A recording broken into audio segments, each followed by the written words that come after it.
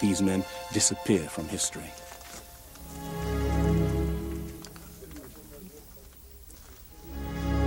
So, a sophisticated seafaring civilization that crossed the Atlantic centuries before Columbus. But there's another piece of evidence. There are old maps that suggest that ancient seafarers possessed a knowledge of the globe that's never been explained. A puzzle for scientists throughout this century. In 1513, Turkish Admiral Piri Reis mapped out parts of the world no one had ever seen at the time. Columbus only explored the areas of the Caribbean. He didn't get to South America. He didn't get down to this area of South America all the way down to Antarctica. He didn't get anywhere near this area. But these maps are showing all these features accurately well before Columbus or the European explorers have reached these areas. This map, which is centuries old, depicts the true configuration of Queen Maud's Land, which is now under nearly a kilometer of ice, and its true configuration wasn't determined until 1949. Unexplained.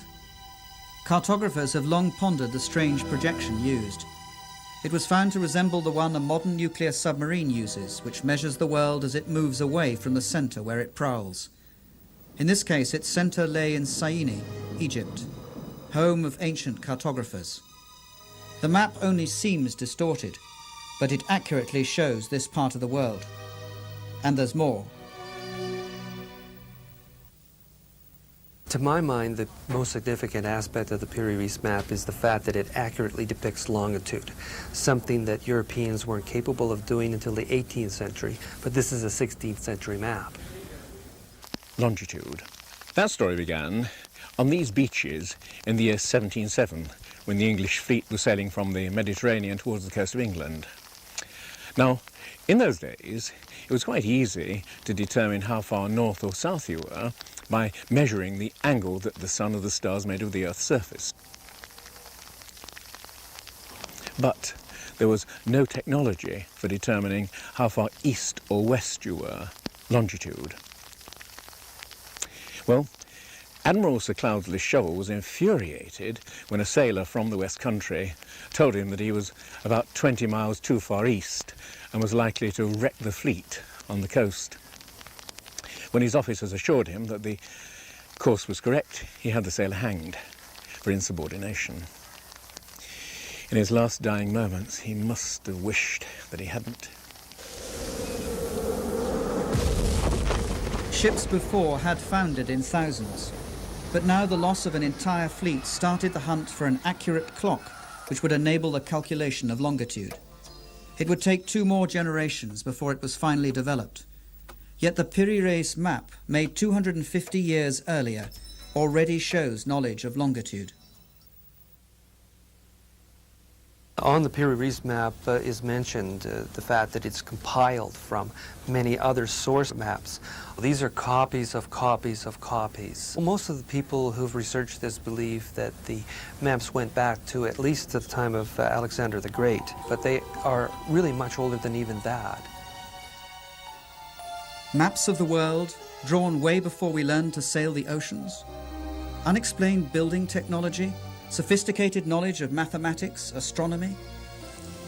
If there was such an advanced civilization capable of passing on its knowledge to the Sphinx builders, to the people of the Andes and Mexico, what happened to it?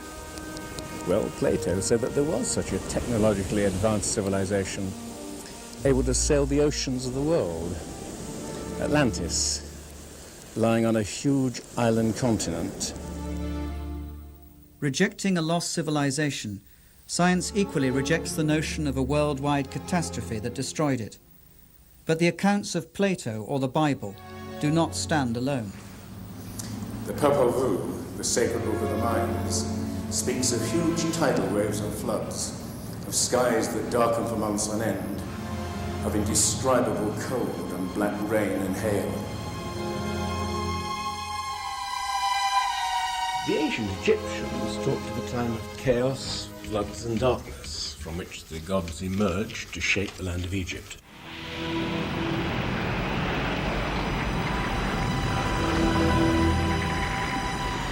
The sun disk of the Aztecs speaks of 4 cycles of destruction: by flood, by fire, by wind, and by blood and war, and foresees the end of the world by upheaval from the bowels of the earth.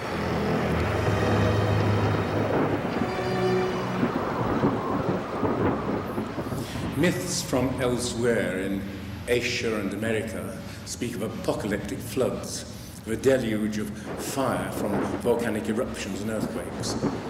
They speak with a disturbing realism of a past that we can neither clearly remember nor entirely forget.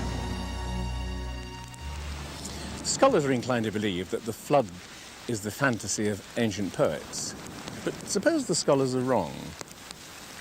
Suppose some series of terrible natural catastrophes did reduce our ancestors to small groups living far apart, scattered all over the world. What we're looking for is some epoch that fits the myths as snugly as the slipper fits Cinderella's foot. A clue. The La Brea tar pit of California. Mass grave for over 1 million animals, now turned into a tourist attraction. Well, deep below the surface here, you have the Salt Lake oil field. Asphalt seeps out through the cracks and fissures like a tremendous flypaper, and it catches animals in the asphalt. And we have incredible resources here from the animals that were trapped in this method during the last 40,000 years. The tar pits read like a book of ancient times, when animals abounded which we never thought of as indigenous to America at all. Mammoths, elephants, rhinos, giant sloths, saber-toothed tigers, even horses and camels. Then a huge catastrophe wiped them out, apparently within a few decades. The time is around 10,500 BC, over 12,000 years ago. The big animals, any mammal larger than a coyote, largely became extinct within a few tens of years. Yes, that is, in fact, a great catastrophe. A record of catastrophe. The end of the Ice Age, 10,500 BC, over 12,000 years ago. Temperatures that had remained relatively stable for thousands of years suddenly shoot upwards. A staggering increase of over 5 degrees in the twinkling of an eye, a period of 3 to 10 years only. That is the amazing discovery of scientists who drilled into Greenland's ice cap to investigate changes in the atmosphere. This Greenland ice core, some people have called it the Rosetta Stone of climate, because to be able to see that climate can shift so quickly was really a major find. And that change occurred over maybe 3 years.